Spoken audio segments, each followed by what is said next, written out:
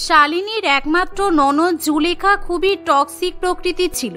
সে কখনোই বৌদির ভালো সহ্য করতে পারে না। সে সবসময় বৌদির বিরুদ্ধে নিজের মায়ের কান ভরতে ব্যস্ত থাকে, কারণ তার সারাদিনে আর কোনো কাজ নেই। সারাদিন সে শুধু বৌদির পেছনেই পড়ে থাকে, বৌদিকে দিয়ে নিজের সমস্ত কাজকর্ম করিয়ে নেয়, কিন্তু বৌদির নামে নিন্দা করতে ছাড়ে না।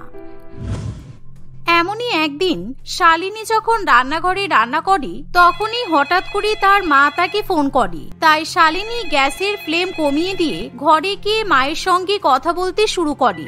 হ্যাঁ মা বলো। হ্যাঁ, এই দুপুরের রান্না বান্না বসালাম, সকালের খাওয়া হয়ে গেছে। হ্যাঁ, এই একটু আগেই ননদের ঘর গুছিয়ে এলাম। এভাবেই শালিনী যখন তার মায়ের সাথে কথা বলে, তখন তার ননদ দরজায় কান পেতে থাকে, কিন্তু সে বৌদির কোনো কথা শুনতে পায় না। তাই তখনই জুলেখা সঙ্গে সঙ্গে তার মায়ের কাছে চলে যায়। মা, তুমি জানো বৌদি কি করেছে? রান্নাঘরে রান্না বসিয়ে ঘরে গিয়ে মায়ের সঙ্গে গলার শব্দ কমিয়ে আমাদের নামে নিন্দা করছে। সত্যি তুমি তোমার বৌমাকে অনেক ছাড় দিয়ে রেখে দিয়েছো। কি বলছিসটা কি? সত্যি বৌমা এখন নিজের মায়ের সঙ্গে কথা বলছে? তা নয় তো কি, কানে ফোন দিয়ে গল্প করার কি আছে? রান্না করতে করতে স্পিকারেই তো কথা বলতে পারি, তাহলে আমরাও শুনতে পাই। তুমি তোমার বৌমাকে এখনো চেনোনি। তোমাকে এক হাটে বিক্রি করে আর এক হাট দিয়ে কিনে নিয়ে আসবে। ভীষণ চালাক।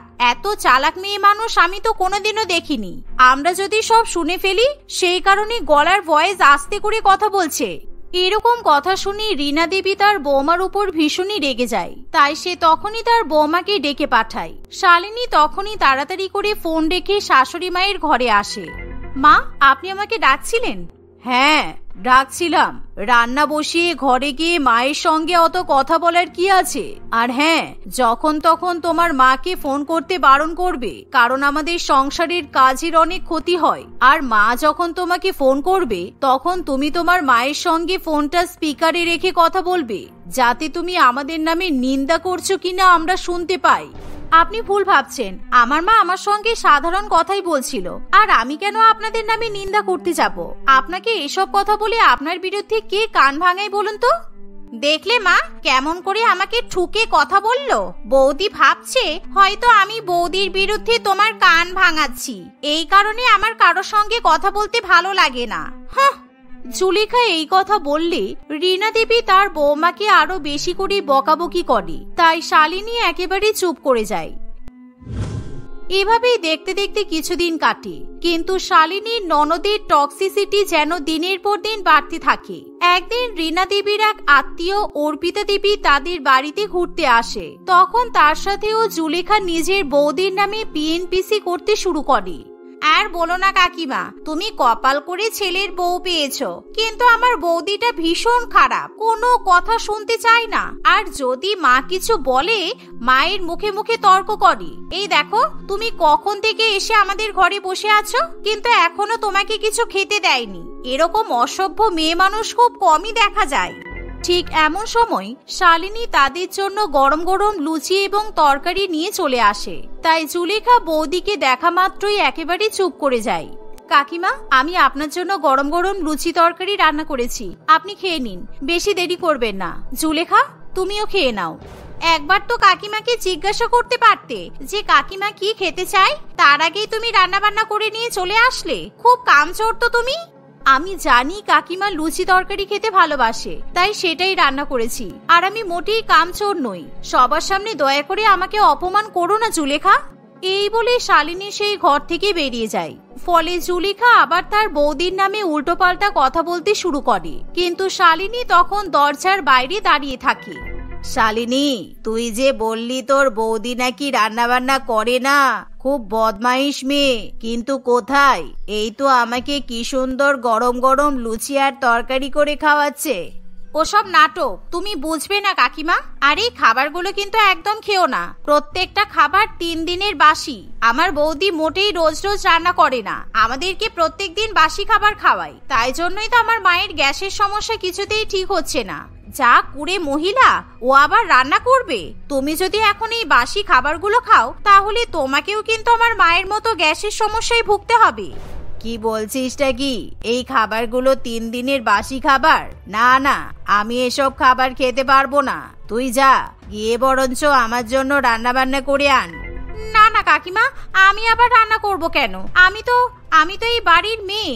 মেয়েরা বিয়ের আগে বাপের বাড়িতে রান্না বান্না করলে কালো হয়ে যায়, তাই এগুলো বাড়ির বউদের কাজ। সুতরাং বউ যদি ঠিক করে কাজ না করতে পারে, কুড়ে হয়, তাহলে বাড়ির মেয়েরা কি করবে বলো? এই যদি আমার শ্বশুর বাড়ি হতো, আমি তো প্রত্যেকদিন mutton, chicken, fried rice, biryani, লুচি, আলুর দম আরো কত কিছু সবাইকে রান্না করে খাওয়াতাম। দরজার বাইরে দাঁড়িয়ে দাঁড়িয়ে জুলেখার এমন কথা শুনে শালিনীর খুবই খারাপ লাগে, কিন্তু তার কিছু করার থাকে না। এভাবেই দেখতে দেখতে আরো কিছুদিন কাটে। একদিন শালিনীর জন্মদিনে তার শাশুড়ি মা তাকে একটা শাড়ি উপহার দেয়। বৌমা, পরের মাসে আমাদের একটা বিয়ে বাড়ি আছে, তুমি কিন্তু এই শাড়িটা পরে বিয়ে বাড়িতে যাবে। আমি জানি তোমার পিঙ্ক কালার খুব পছন্দের, তাই আমি তোমার জন্মদিনে তোমাকে পিঙ্ক কালারের শাড়ি দিলাম। শালিনী তার শাশুড়ি মায়ের কাছ থেকে শাড়ি উপহার পেয়ে খুবই খুশি হয়, কিন্তু তার টক্সিক ননদ সেটা একেবারেই সহ্য করতে পারে না। দেখতে দেখতে এভাবে 2-1 দিন কাটে। একদিন শালিনী তার আলমারি গোছাবে বলে শাশুড়ি মায়ের দেওয়া শাড়িটা আলাদা করে রেখে দেয়, কিন্তু কিছুক্ষণের মধ্যেই জুলেখা লুকিয়ে লুকিয়ে শালিনীর ঘরে আসে আর সেই শাড়ির উপর গরম চা ফেলে দেয়। আমিও দেখব যে তুমি বিয়ে বাড়িতে কি করে এই শাড়িটা পরতে পারো। তারপর মায়ের কান কিভাবে ভরতে হয় সেটা তো আমি ভালো করেই জানি। এভাবে বদমাইশি করে জুলেখা সেখান থেকে চলে যায়, যার ফলে বিয়ে বাড়িতে যাওয়ার দিন শালিনী যখন সেই শাড়িটা পরবে বলে বার করে, তখন সেই শাড়িটা দেখে সে খুবই অবাক হয়, কারণ সেই শাড়িতে একটা বিচ্ছিরি দাগ দেখতে পাওয়া যায়। সেই শাড়িটা আর মোটেই পরার মতো অবস্থাতে থাকে না। এবার আমি কি করব? মা যদি জানতে পারে এই শাড়িটা নষ্ট হয়ে গেছে, তাহলে তো খুব কষ্ট পাবে। আমি বরঞ্চ অন্য একটা গোলাপি রঙের শাড়ি পরে ফেলি, মা তাহলে কিছু বুঝতে পারবে না। এমনিতেই মা অনেক ওষুধ খায়, তাই মা সবকিছু ভুলে যায়। 1 মাস আগের কথা অতটা মনে রাখতে পারে না। আর আমার কাছে যে গোলাপি শাড়িটা আছে সেটা অনেকটা এরকমই দেখতে। এই ভেবে শালিনী অন্য একটা গোলাপি রঙের শাড়ি পরে নেয়। কিন্তু তারা যখন এক জায়গায় হয় বিয়ে বাড়িতে যাওয়ার জন্য, তখন জুলেখা ইচ্ছা করে তার মায়ের সামনে বৌদিকে ছোট করতে শুরু করে। বৌদি, মা তোমার জন্মদিনে এই গোলাপি কালারের শাড়িটা তোমাকে গিফট করেছিল? আমার তো মনে হচ্ছে না, কারণ ওই শাড়িটাতে আরো অনেক এমব্রয়ডারি কাজ ছিল। এই শাড়িটা তো পুরোটাই আলাদা। সত্যি করে বলো তো, মায়ের দেওয়া উপহার তুমি কি করেছো? তোমার যদি শাড়িটা পছন্দ নাই ছিল, তাহলে তুমি বলতে পারতে মা তোমার জন্য অন্য শাড়ি কিনে দিত। তাই বলে তুমি আমার মাকে এরকম ভাবে অপমান করবে? হ্যাঁ বৌমা, তাই তো, জুলেখা ঠিক কথাই বলছে, এটা তো অন্য শাড়ি। না মানে না, আমি আপনাকে কি করে বলবো? আপনি আমাকে যে শাড়িটা উপহার দিয়েছিলেন সেটাতে কেমন একটা যেন বাজে দাগ হয়ে গেছে, তাই জন্য আমি শাড়িটা পরতে পারলাম না। আমি ওটা ড্রাই ক্লিন করাতে দেব, তারপর পরতে পারবো। বাবা, নতুন শাড়ি নেওয়ার সঙ্গে সঙ্গেই নষ্ট করে ফেললে? ওসব কিছুই নয় মা, বৌদি তোমাকে উল্টো পাল্টা বোঝাচ্ছে। আসলে শাড়িটা ভেবেছে হয়তো কম দামি, তাই জন্য ইচ্ছা করে হয়তো দাগ লাগিয়ে রেখেছে, যাতে কোনোদিনও পরতে না হয়। এরকম কথা শুনে রীনা দেবী খুবই রেগে যায়, তাই সে কিছুতেই আর বিয়ে বাড়িতে যেতে চায় না, যার ফলে শালিনীও মনে মনে খুবই কষ্ট পায়। একদিন শালিনীর মায়ের খুবই শরীর খারাপ করে, তাই শালিনী 2 দিনের জন্য বাপের বাড়িতে যায়। 2 দিন পর শালিনী যখন বাড়িতে ফিরে আসে, বৌদি, তুমি তো বড্ড তাড়াতাড়ি চলে এলে। আমি তো ভাবলাম তুমি 1 মাস কাটিয়ে তারপরেই আসবে। আর আমার মা এই 2 দিন ধরে সারা বাড়ি সংসারের কাজ করতে করতে কোমর একেবারে ভেঙে ফেললো। তুমি তো ভালো করেই জানো যে আমার মায়ের শরীর ভালো নয়, কোমরে ব্যথা থাকে, তবুও তুমি তোমার মায়ের শরীর ঠিক করতে বাপের বাড়িতে দৌড়ালে। তাহলে এই সংসারে আমার মাকে কে দেখবে? সেই জন্য তোমাকে বললাম তুমি আরো কিছুদিন থেকে আসতে পারতে। তাতে যদি আমার মায়ের কিছু একটা হয়ে যেত, তাতে তোমার তো কিছু যায় আসতো না। কেন জুলেখা, দেখতে দেখতে তোমার তো 26-27 বছর বয়স হয়ে গেল, তাহলে সংসারের কাজকর্ম তোমার মাকে করতে হবে কেন? আমি এই বাড়িতে বিয়ে হয়ে এসেছি মানে এই নয় যে সবসময় আমি এই সংসারের কাজ করার জন্য দায়বদ্ধ। আমার যেমন সংসারের প্রতি দায়িত্ব আছে, তেমন তুমি এই বাড়ির মেয়ে হিসেবে তোমারও একটা দায়িত্ব আছে। তাই তোমার মায়ের কষ্ট দেখে তোমার যখন এতটাই মন কেঁদে উঠলো, তাহলে তুমি কাজগুলো করলে না কেন? আমাকে কথা শোনানোর বেলায় তুমি তো কম নও, তুমি কিন্তু ভীষণ টক্সিক। এরকম কথা কথা শুনে জুলেখা একেবারে জ্বলে ওঠে। তাই সে মনে মনে তার বৌদিকে আরো বেশি বিরক্ত করবে বলে ঠিক করে। কিন্তু পরের দিন সকালবেলা থেকে শালিনী কিছুতেই ঘুম থেকে তাড়াতাড়ি ওঠে না। সে সারাদিন খাটের উপর শুয়ে শুয়ে বিশ্রাম করে। মা, তোমার ব্যাপারটা কি বলতো? বৌদি সারাদিন আরাম করছে, সংসারের কোনো কাজ করছে না, আমার সাথে ঝগড়া করছে, আর তুমি কিছুই বলবে না? কখন থেকে বলছি খিদে পেয়েছে, আমাকে রান্না বান্না করে দেওয়ার মতো এই বাড়িতে কেউ নেই। তোর বৌদি যদি আমার কথা না শোনে তাহলে আমি কি বলবো? আমি তো আর ওকে জোর করে কাজ করাতে পারি না। তাই তুই বরঞ্চ তোর রান্নাটা করে খেয়ে নে। আর আমার শরীরটা ভালো নেই, আমি কিছু খাবো না। এরকম কথা শুনে জুলেখা খুবই বিপদে পড়ে, কারণ তাকে এখন নিজের কাজ নিজেই করতে হবে। জুলেখা তার বৌদির সাথে শত্রুতা করবে বলেই এতদিন ধরে বিয়ে করার জন্য রাজি হয়নি, কিন্তু এখন সংসারের কাজ থেকে পালানোর জন্য সে বিয়ে করার জন্য রাজি হয়ে যায়। কিন্তু দুঃখের বিষয় হলো, বৌমা, কি বিপদে পড়েছি বলতো? আমার মেয়েকে কেউ বিয়ে করতেই চাইছে না। অর্পিতা একবার আমাদের বাড়িতে ঘুরতে এসেছিল, মনে আছে? তখন অর্পিতার কাছে আমার মেয়ে তোমার নামে এত খারাপ খারাপ কথা বলেছে আর নিন্দা করেছে, তাই অর্পিতা সমাজে আমার মেয়ের নামে খারাপ কথা ছড়িয়ে দিয়েছে। কোনো ছেলের মা আমার মেয়ের মতো টক্সিক মেয়েকে বৌমা বানাতে চাইছে না। কি করবেন বলুন তো? কারণ আপনার মেয়ে সত্যি খুবই টক্সিক। ও যেই সংসারে যাবে সেই সংসারে আগুন লাগিয়ে দেবে। জুলেখা অর্পিতা কাকিমার কাছে আমার নামে খুব খারাপ খারাপ কথা বলেছে। জুলেখা ভেবেছে অর্পিতা কাকিমা ওর নামে সমাজে সুনাম করবে, কিন্তু এখন তো ওর দুর্নাম হয়ে গেছে। হ্যাঁ, ঠিক কথাই বলেছ। কারণ আমি যাকেই বলছি সবাই বলছি আমার মেয়ে নাকি খুব টক্সিক, তাই ও যেই সংসারে যাবে সবার নামে নাকি নিন্দা করবে। বৌদি, প্লিজ আমাকে ক্ষমা করে দাও, আমার খুব ভুল হয়ে গেছে, আমি আর কখনো এরকম করব না। যেহেতু জুলেখার বিয়েতে সমস্যার সৃষ্টি হয়, তাই জুলেখা এবার নিজেকে শুধরে নেওয়ার চেষ্টা করে। সে আর কখনো তার বৌদির নামে নিন্দামন্দ গায় না। এভাবে ধীরে ধীরে সে নিজেকে পরিবর্তন করে নেয়। জয়িতা দেবী তার 5 ছেলে নিখিল, রবিন, বিপ্লব, তুহিন এবং মোহনের সঙ্গে বাস করত। জয়িতা দেবীর স্বামী মদন বাবুর একটা ছোট কাপড়ের দোকান ছিল।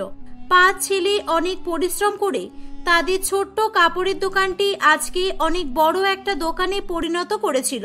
সমাজে জয়িতা দেবীর ছেলেদের যথেষ্ট সম্মান ও মর্যাদা ছিল। তাদের মধ্যে কোনো রকমের অহংকার ছিল না। তারা গরিবদের সাহায্য করতে খুব পছন্দ করত। জয়িতা দেবী তার 5 ছেলের বিয়ের জন্য মেয়ে দেখা শুরু করেছিল। দেখ বাবা, আমি তোদের জন্য মেয়ে দেখেছি। এই 5টি মেয়ে খুবই শিক্ষিত, আর এরা সবাই বড়লোক ঘরের মেয়ে। এদের বাবারা সবাই খুব ধনী। আমি এদের সঙ্গে তোদের বিয়ে ঠিক করেছি। বিয়ে ঠিক করেছো মানে? মা, তুমি আমাদের একবারও জিজ্ঞাসা করার প্রয়োজন মনে করোনি? মা, আমরা বড়লোক ঘরের মেয়েকে বিয়ে করতে চাই না। আমরা কোনো গরিব ঘরের মেয়েকে বিয়ে করে তাদের সাহায্য করতে চাই। হ্যাঁ মা, দাদা ঠিক বলেছে। আমরা এমন ঘরের মেয়েকে বিয়ে করতে চাই যাদের বাবা মা টাকার অভাবে তাদের মেয়েদের বিয়ে দিতে পারছে না, আর আমরা কোনো রকম যৌতুক ছাড়াই তাদের বিয়ে করব। জয়িতা দেবীর অনিচ্ছা থাকা সত্ত্বেও সে তার ছেলেদের কথায় রাজি হয়ে যায়। সে তার ছেলেদের পছন্দ মতো মেয়ে খুঁজতে শুরু করে। অবশেষে বারুইপুর গ্রামে গিয়ে জয়িতা দেবীর সন্ধানের সমাপ্তি ঘটে। রিঙ্কি, প্রিয়া, লিপি, তিতলি এবং মনিকা নামে 5 বোন তাদের বাবা ও মায়ের সঙ্গে বাস করত। তাদের পরিবারের আর্থিক অবস্থা খুবই খারাপ ছিল, তাই তার বাবা মা 5 মেয়ের বিয়ে দিতে পারছিল না। জয়িতা দেবী তাদের কথা বাড়িতে এসে বললে তার ছেলেরা গ্রামের 5 বোনকে বিয়ে করার জন্য রাজি হয়ে যায়। কিছুদিনের মধ্যেই 5 ছেলে গ্রামের 5 বোনকে বিয়ে করে বাড়িতে নিয়ে আসে। জয়িতা, এটা তুই কি করলি? তোরা এত বড় লোক, আর শেষ পর্যন্ত এই গরিব ঘরের মেয়েদের নিজের বাড়ির বউ করে আনলি। পৃথিবীতে কি মেয়েদের অভাব পড়েছিল নাকি? একবার নিজেদের ফ্যামিলি স্ট্যান্ডার্ডের কথা ভাবা দরকার ছিল তোর। এই কথাটা শুনে জয়িতা দেবী ভীষণ পরিমাণে রেগে যায়। সে তার বৌমাদের সঙ্গে খারাপ ব্যবহার করতে শুরু করে। হ্যাঁ, তুই ঠিকই বলেছিস। এদের সঙ্গে আমার ছেলেদের বিয়ে দিয়ে আমি ভুল করেছি। এর বাবা মা এত গরিব আমি জানতাম না। 5 মেয়েকে এমনি এমনি পাঠিয়ে দিল, একটা সুতা পর্যন্ত কিনে পাঠায়নি, আর তার উপর 1 প্যাকেট মিষ্টি পর্যন্ত দেয়নি। ছি, গরিবদের মান সম্মান মর্যাদা বলে কিচ্ছু নেই। মা, এটা তুমি কি করছো? তুমি পাড়ার লোকের কথা শুনে তোমার বৌমাদের অপমান করছো? আমরা তো আগে থেকেই জানতাম এরা গরিব, আর আমরা তো ইচ্ছা করে এদের বিয়ে করেছি। তারপরে তুমি এদের শুধু শুধু অপমান করো না। এই চলো, তোমরা ঘরে চলো। 5 ছেলে তাদের নিজের নিজের বউদের নিয়ে ঘরে চলে যায়। পাড়া প্রতিবেশীর কথাগুলো জয়িতা দেবীর মনে মারাত্মক রকম ভাবে প্রভাব ফেলেছিল। সে তার বৌমাদের সবসময় গরিব গরিব বলে অপমান করত আর তাদের উপর অত্যাচারও করত।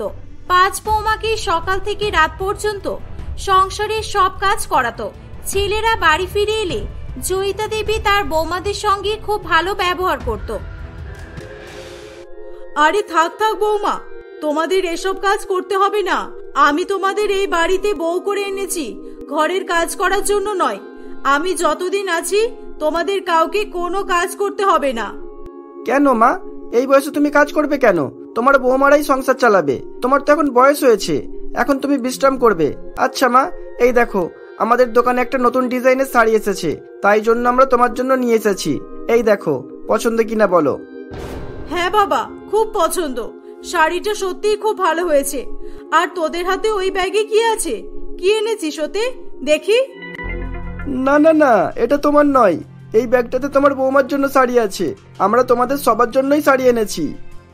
কি দরকার ছিল বেকার বেকার এতগুলো শাড়ি নিয়ে আসার? দোকানে থাকলে তো শাড়িগুলো বিক্রি হতো, এতে করে তো আমাদের টাকা ইনকাম হতো। আর তাছাড়া কিছুদিন আগে বিয়েতে অনেকেই তো অনেক শাড়ি উপহার দিয়েছে। এদের এখন আর শাড়ির কোনো প্রয়োজন ছিল না। হ্যাঁ মা, তাতে কি হয়েছে?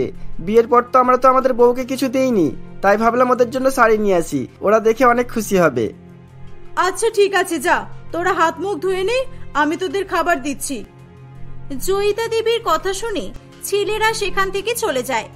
ছেলেরা চলে যাওয়া মাত্রই জয়িতা দেবী তার বৌমাদের কাছ থেকে শাড়ির ব্যাগটা কেড়ে নেয়। দাও এদিকে শাড়িগুলো। তোমাদের শখ কম না তাই না? গরিবের ঘরের মেয়ে হয়ে তোমরা দামি দামি শাড়ি পরবে? কি ভেবেছো কি তোমরা আমি তোমাদের এই শাড়িগুলো পরতে দেব? এই শাড়িগুলো আমি পরবো। তোমরা বাপের বাড়িতে যেরকম ছেঁড়া ফাটা জামা কাপড় পরতে, এখানেও সেরকমই ছেঁড়া ফাটা শাড়ি পরবে। যাও, নিজের কাজ করো। জয়িতা দেবীর কথা শুনে তার 5 বৌমা কোনো কথা বলে না। তারা মন খারাপ করে সেখান থেকে চলে যায়। শাড়ির ব্যাপারে বাড়ির ছেলেদেরকেও তারা কিছু জানায় না, কারণ তারা 5 বোন খুবই ভদ্র শান্তশিষ্ট ছিল। তারা বাড়িতে ঝগড়া ঝামেলা অশান্তি এসব পছন্দ করত না, তাই তারা বেশিরভাগ সময় সবকিছুই মুখ বুঝে সহ্য করত। এরকম ভাবেই সময় কাটতে থাকে।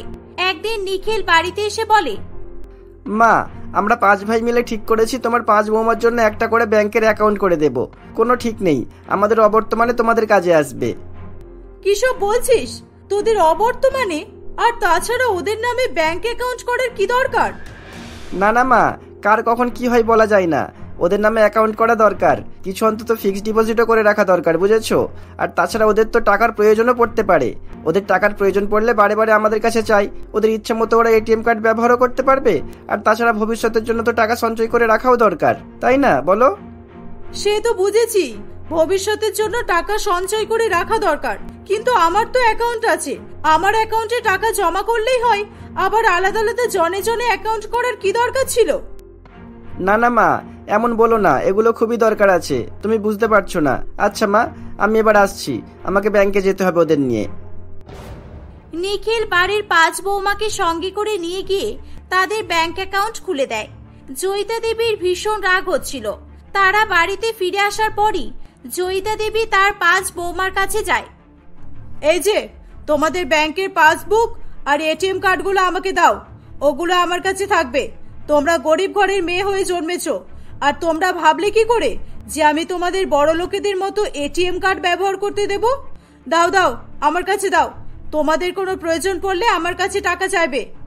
কিন্তু মা, আপনি পাসবুক আর এটিএম কার্ডগুলো নিয়ে কি করবেন? আমিও তো কৈফিয়ত তোমাদের দিতে পারবো না, যেটা বললাম সেটা করো। আর হ্যাঁ, আমি তোমাদের কাছ থেকে পাসবুক এটিএম কার্ড নিয়েছি, এটা যেন আমার ছেলেরা না জানতে পারে। এই বলে জয়িতা দেবী জোর করে তার 5 বৌমার কাছ থেকে ব্যাংকের পাসবুক এবং এটিএম কার্ডগুলো নিয়ে চলে যায়। এরকমই নানাভাবে জয়িতা দেবী তার 5 বৌমাকে তাদের অধিকার থেকে বঞ্চিত করত। দেখতে দেখতে 2-3 বছর কেটে যায়। একদিন হঠাৎ করে তাদের গ্রামের এক প্রতিবেশী এসে বলে, এই জয়িতা, শুনছিস তোদের কাপড়ের দোকানে আগুন লেগেছে, তোর 5 ছেলে আগুনে পুড়ে মারা গেছে, শিগগিরই চল, দেখবি চল। কি বলছিস কি? না না, এটা হতে পারে না, কখনোই হতে পারে না। জয়িতা দেবীর সঙ্গে তার 5 বৌমাও সেখানে ছুটে যায়। বাড়ির 5 ছেলের মৃতদেহ পরপর রাখা দেখে তারা কান্নায় ভেঙে পড়ে। তাদের কাপড়ের দোকানেরও অনেক ক্ষয়ক্ষতি হয়েছিল। দোকানের সমস্ত কাপড় পুড়ে ছাই হয়ে গিয়েছিল।